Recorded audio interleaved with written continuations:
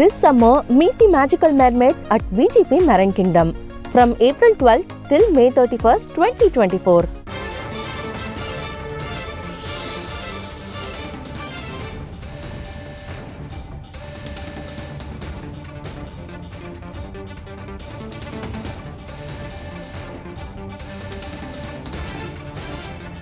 Arabic கடலோர பகுதிகளில் அதீத அலை இருக்கும் என்று எச்சரிக்கை விடுக்கப்பட்டிருக்கிறது. தென் தமிழகத்தில் அதீத அலைக்கான எச்சரிக்கை விடுக்கப்பட்டிருக்கிறது. மும்பை கடலோர பகுதிகளில் அதீத அலைக்கான எச்சரிக்கை விடுக்கப்பட்டதை அடுத்து தென் தமிழகத்திலும் எச்சரிக்கை விடுக்கப்பட்டிருக்கிறது. அண்மை செய்தியாக பார்த்துக் கொண்டிருக்கிறோம். தென் தமிழகம், கேரளா உட்பட அரபிக் கடலோர பகுதிகளில் அதீத அலைக்கான எச்சரிக்கை விடுக்கப்பட்டிருக்கிறது. கடல் அலைகள் 1.5 மீட்டர் உயரத்திற்கு எழும் என்பதால் மக்கள் செல்ல வேண்டாம் என்றும் அறிவுறுத்தப்பட்டிருக்கிறது. கர்நாடகா, மகாராஷ்டிரா கடலோர பகுதிகளிலும் அதீத அலைக்கான எச்சரிக்கை விடுக்கப்பட்டிருக்கிறது. கூடுதல் விவரங்களை வழங்க செய்தியாளர் பாலவெற்றிவேல் இணைந்திருக்கிறார். பாலவெற்றிவேல், அதீத அலை இருக்கும் என்று கூறப்பட்டிருக்கிறது. பல்வேறு பகுதிகளில் என்ன காரணம் சொல்லப்பட்டிருக்கிறது இதற்கு?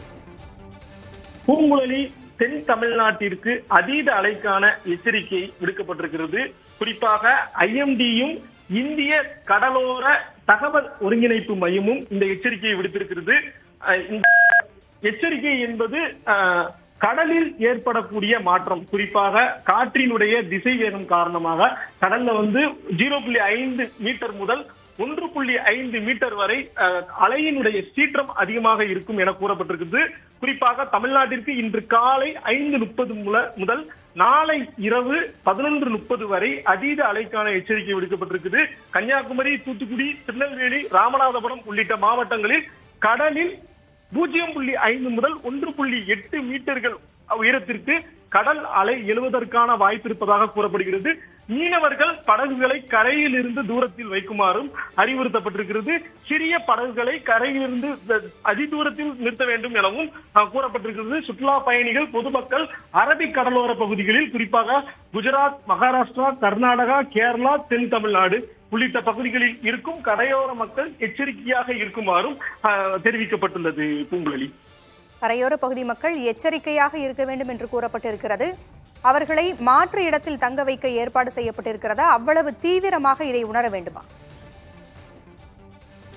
அதாவது இந்த நிகழ்வை பொறுத்தவரை கடலினுடைய காற்றின் மாற்றம் காரணமாக ஏற்படும். இது போன்ற கோடை காலத்துல இந்திய பெருங்கடல்ல ஆப்பிரிக்காவில் இருந்து வரக்கூடிய அந்த காற்று நேரடியாக அரபிக்கடல் நோக்கி வருவதன் காரணமாக கடலினுடைய மட்டத்துல மாறுபாடு ஏற்படுது. அந்த கடல் சீற்றமாக இருக்கிறது. எப்போதும் இது மீனவ மக்களுக்கு தெரிந்த ஒரு விஷயம். கேரளாவில் இதை கள்ளக்கடல் என அங்குள்ள மீனவர்கள் அழைப்பார்கள். அந்த அளவிற்கு இந்த காலகட்டத்தில் கடல் மட்டம் அதிகமாக இருக்கும் என்பது மீனவர்கள் பாரம்பரியமாக அவர்கள் தெரிந்து வைத்ததுதான். ஆனால் தற்போது இந்த இந்திய வானிலை எச்சரிக்கை மிகவும் அதிகமாக வளர்ந்திருக்கிறது. தகவல் தொழில்நுட்பம், செயற்கைக்கோள். எனவே கடலில் ஏற்படக்கூடிய காற்றின் திசைவேகத்தின் காரணமாக அலையில் மாற்றம் ஏற்படுகிறதா என 24 மணி நேரமும் கண்காணிக்கப்பட்டு அதன் மூலம் எச்சரிக்கை விடுக்கப்பட்டிருக்கிறது. பாலவெற்றிவேல், இணைப்பிலே இருங்க, தொடர்ந்து பேசலாம். நமது தொலைபேசி இணைப்பில் பேரிடர் மேலாண்மை துறை பேராசிரியர் திரு கணபதி இணைந்திருக்கிறார். பேசலாம். வணக்கம் சார். அரபிக் கடலோர பகுதிகளில் அதீத அலை இருக்கும். 1.5 மீட்டர் அளவிற்கு அலையினுடைய உயரம் அதிகரித்திருக்கும் என்று சொல்லப்படுகிறது. கோடை காலங்களில் இது பொதுவாக நடக்கின்ற ஒரு நிகழ்வா அல்லது என்ன மாற்றம் இது? ஆக்சுவலா பாத்தீங்கன்னா இது கடல்ல நடக்கக்கூடிய ஒரு இயல்பான ஒரு நிகழ்வு தான் இது. யூஸ்வலா பாத்தீங்கன்னா 2 விதமா இருக்கும். ஒண்ணு புயல் வருவதற்கு முன்னாடி கூட இந்த மாதிரி நிகழ்வுகள் நடக்கலாம்.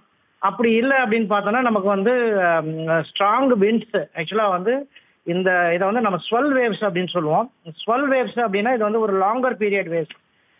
ஒரு வேவுக்கும் இன்னொரு வேவுக்கும் பார்த்தீங்கன்னா அதிகப்படியான தூரம் இருக்கும். ஸோ என்ன ஆகும் அப்படின்னு பார்த்தீங்கன்னா இந்த மாதிரி வேவ்ஸ்